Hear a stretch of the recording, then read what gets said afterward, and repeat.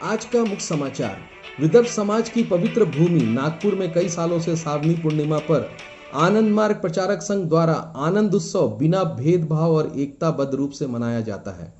इस वर्ष यह कार्यक्रम श्री श्री आनंद मूर्ति जी के जन्म शताब्दी वर्ष के कारण सावनी पूर्णिमा का कार्यक्रम बिना किसी भेदभाव और एकताबद्ध रूप से मनाया जा रहा है, जिसकी शुरुआत अखंड कीर्तन बाबा नाम केवलम के द्वारा किया गया। उसके बाद सावनी पूर्णिमा के अवसर पर आचार्य पूर्ण देवानंद अवधूत, आचार्य दीपा ज्ञानानंद अवधूत और आचार्य रामेश्वरानंद अवधूत ने आदर्शगत मानव जीवन और सावनी पूर्णिमा के महत्व के बारे में चर्चा की।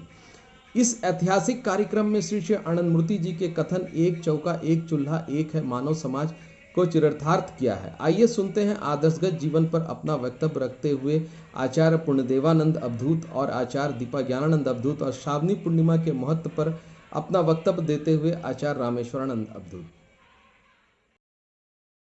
श्रावणी पूर्णिमा के उपलक्ष्य में आप लोग जो हमें मौका दिए हैं कुछ बोलने का, तो मैं इसके लिए ऑब्लाइज्ड हूँ, कृतज्ञ हूँ। हम जानते हैं आप सभी कि अमुक दादा बहुत बड़े हैं, बहुत सीनियर है, बहुत अनुभवी है, इन्हीं के पद चिन्ह पे चलेंगे। No no no no my dear, कोई दादा के पद चिन्ह पे तो एकदम बिल्कुल मत चलो। चलना सिर्फ आनंद मूर्ति जी के पद चिन्ह पे चलो। हाँ, दादा तुम्हारे हैं, उनसे प्यार करो, उनसे अच्छा कुछ सीखने का है तो सीखो, बुराई तो मत सीखो, दूर रहो। अगर बुराई को सिखाता है तो दूर रहो। कोई सीनियर मार्गी भी अगर तुम्हें गलत को शिक्षा देता है, कुछ भी ऐसा जो हमारे चर्याचर विरोधी है, जो हमारा आदर्श विरोधी है, ऐसे तत्वों को, ऐसे व्यक्तित्व को तृण जैसे त्याग करना होगा। ऐसे व्यक्ति दुर्जन होते हैं जो हमारे मन में खलल पैदा करते हैं, हमारे मन में संकीर्णता पैदा करते हैं। ऐसे व्यक्ति जो कुपथ से में डायरेक्ट करते हैं, निर्देशना देते हैं, ऐसे व्यक्ति कभी अनुकरणीय नहीं है। हम आनंद मार्ग में लड़ाई झगड़ा करने के लिए नहीं आए हैं, आनंद मार्ग में आए हैं आत्म मोक्ष के लिए और जगत के कल्याण के लिए। आत्म मोक्ष मतलब साधना पथ में जो चीज हमें बाधा आ रही है, ऐसे व्यक्ति को हम प्रश्रय नहीं देंगे। जगत कल्याण के पथ पे कोई अगर दादा या सन्यासी या मार्गी कोई बाधा है, उनको भी हम प्रश्रय नहीं देंगे। Non compromising strictness regarding the sanctity of Adarsh and इष्ट। नॉन कॉम्प्रोमाइजिंग हमें बनना है। अगर नॉन कॉम्प्रोमाइजिंग बनेंगे तो ही हम कुछ कर पाएंगे। आनंद मूर्ति जी ने क्या क्या नहीं किया। 5 साल 6 महीना 3 दिन का जो उपवास है बाबा आनंद जी का, वो दिखा रहा है कि बाबा किस तरह से अपने जीवन को आदर्श में ढाल दिए थे। अपने आदर्श और वसूलों के लिए अपने बायोलॉजिकल सन एंड वाइफ को भी फेंक दिए, तृण की तरह फेंक दिए, थोड़ा भी हेजिटेट नहीं किए। और किनको एक्सेप्ट किए? जो जिनके बायोलॉजिकल कोई संबंध नहीं था, अर्थात आदर्श का संबंध, आइडियोलॉजिकल रिलेशन, प्रेम का संबंध, हम और आप सबको अपना बेटा और बेटी के रूप में एक्सेप्ट करके हमें पनाह दिए आनंद मार्ग। तो क्या आनंद मूर्ति जी को आइकन नहीं बना के किसी और को आइकन बना के चलना आनंद मूर्ति जी के वो जो एहसान है, एहसान फरामोशी नहीं होता है? बाबा ऐसा क्या चीज है जो अपनी किताबों में नहीं लिखती है? श्रावण पूर्णिमा का जो आप लोगों ने उत्सव मना रहे हैं, मेरा उसके लिए आप सबको अभिनंदन। तो ये जो श्रावण पूर्णिमा एक आनंद मार्ग में उत्सव रूप में लिया गया है,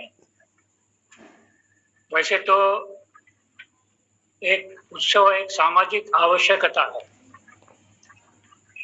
तो आनंद मार्ग ने भी कई एक उत्सवों को अपना लिया है। कुछ उत्सव जो है ऋतुगत है, जैसे वसंतोत्सव है, शरदोत्सव है, ये ऋतु कनेक्टेड है।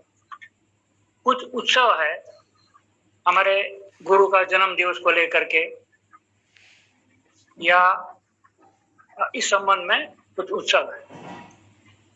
कुछ उत्सव हैं कि साधना संबंधित, जैसे दीपावली है इत्यादि। तो ये जो शरद पूर्णिमा आनंद के लिए एक महत्वपूर्ण दिन है, इसके पीछे एक इतिहास है आनंद का, और साथ ही साथ ये जो भक्त हैं उन सब के लिए भी ये पूरा महीना श्रावण मास बहुत ही महत्वपूर्ण है। बहुत तप करना, साधना करना जो शिव भक्त हैं दुनिया भर के, अब भारत में विशेष करके, तो क्यों शिव भक्त लोग श्रावण पूर्णिमा को मनाते हैं या श्रावण मास को मनाते हैं, क्या करना है वो हमें सोचना है।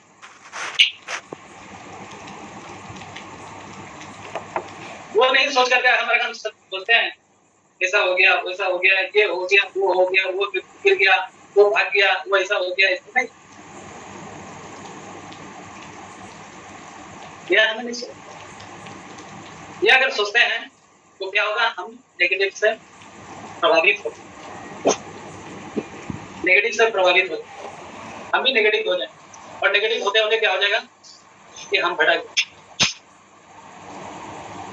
इसलिए हर समय मन में एक संकल्प लेकर के चलना है। क्या है? यहाँ समय शुष्क शरीरम प्रकृति मांसम प्रलयम चुदातुम अप्राप्त बधि बहुत अल्पदुर्लभम नैवश नखायम अदश। यहाँ शने शुष्क में शरीरम प्रकृति मांसम प्रलयम चुदातुम अप्राप्त बधि बहुत अल्पदुर्लभम नैवश नखायम अदश। देखिए हमें ना अटेंशन पाने के लिए बहुत समय लगता है। क्यों? जब इतना खलबली मचा हुआ था ना, इधर उधर करते माइंड डाइवर्ट हो गया, अभी बहुत कंसंट्रेट हो रहा है।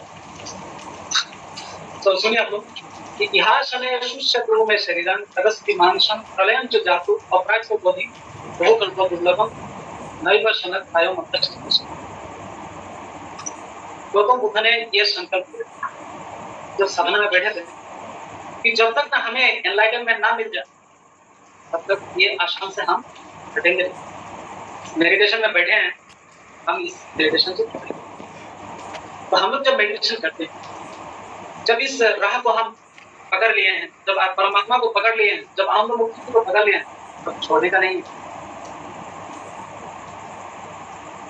जब विशाल टूट गया था एक बार, विशाल तो माँ जब इधर उधर हो गया गुरु माता, तो बाबा हर टीएमसी में कहते आ रहे थे कि श्रीनाथ है जानकी नाथ है जागृति परमात्मा ने तथा भी मनुष्य राम कमल लोचन। हनुमान जी को कहा गया, अरे श्री राम जो है और कृष्ण भगवान स्वयं, तो आप श्री राम का नाम कहे श्री कहते हैं और श्री राम के चरणों में जाकर के आप अपना सर को पटकते थे। कृष्ण भगवान को पूछिए ना, उनके चरणों में कहें। बोला हम जानते हैं कि श्री कृष्ण और जो राम भगवान सेम है,